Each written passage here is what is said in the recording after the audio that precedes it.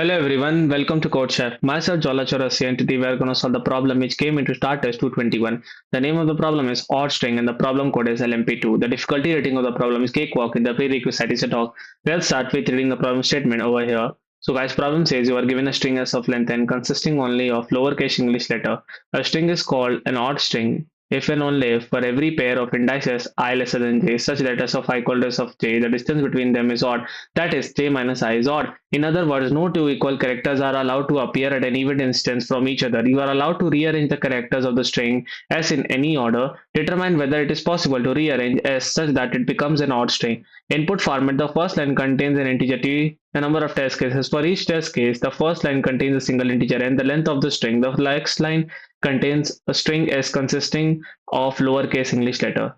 Output format: for each test case, output yes if it is possible to rearrange s into an odd string, otherwise output no. So constraint for t less from 1 to 10, for n less from 1 to 100, s consists of lowercase English letters only. Now let's understand the sample test in the question more precisely here. So this question is very straightforward. It says that you are given a string s, let's say of length n, okay? And the string is called odd if and only for every pair I lesser than j such that s of I is not equal to s of j and the distance between those character is odd. Distance between the equal character is odd, okay? That string is called to be as an odd string. So in other words, no two equal characters are allowed to appear at an even distance. That means should be at odd distance. Where can rearrange the characters of the string as in any order? We have to determine whether it is possible to rearrange s such that it becomes an odd string. Let's take the first test case. In the first test case, we have got a string of length 1, which is a. So for the it is already an odd string, right? So rearrangement is no needed. So output is simply yes. Okay.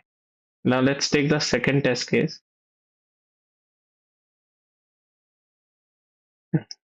Okay. Let me remove this second test case. It is BB. Okay. So for the second test case, BB is already an odd string. So B occurs at index 1 and 2. So index 1 and 2. So it is 2 minus 1, which is an 1 which is equal to odd. So yeah, it is already. So output is simple yes. So as you can see guys, a simple test cases. Now let's move towards the simple solution. Let's look at single character C. Suppose we rearrange the string and it appears at position I1, I2, I3 till I of k in order from left to right. Then if k equal to 1, there is only one copy of this character in the string. So it won't cause any issue anyway. If k equal to 2, the two copies are I1 and I2. We thus want I2 minus I1 to be odd. This means either I1 is even and I2 is odd, or I1 is odd or I2 is even. If k equal to 3, the three copies are I1, I2, I3. We want all three differences to be odd. However, this is impossible. Just as before, looking at just I1 and I2 tell us that one of them must be odd, another must be even. But now I3 must be either even or odd, so it will have the same parity as one of I1 and I2.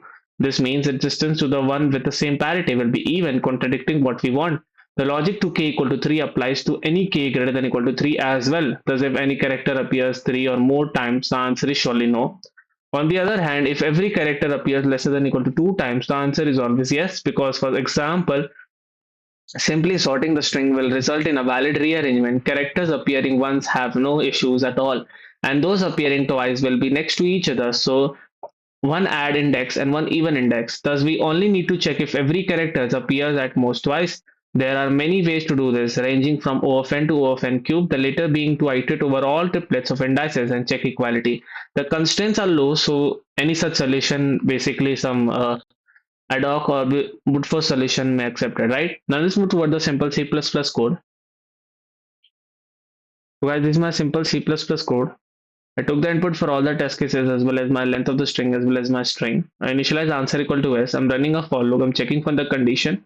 And that's the last I'm simply printing my answer. And as you can see that guys, I have got my C++ code right. Now let's move toward the Python code. So guys, this is my similar Python code. I took the input for all the test cases as well as my length of the string as well as my string. I initialize answer equal to s. And at the last, I'm running a for loop. I'm doing my checks accordingly and enabling my answer variable accordingly. And at the last, I'm simply printing my answer. And as you can see that guys, I have got the Python code right. So guys, I think the solution, the code and the process is pretty much clear. Now let's meet in the next video. Thank you so much guys for watching our videos.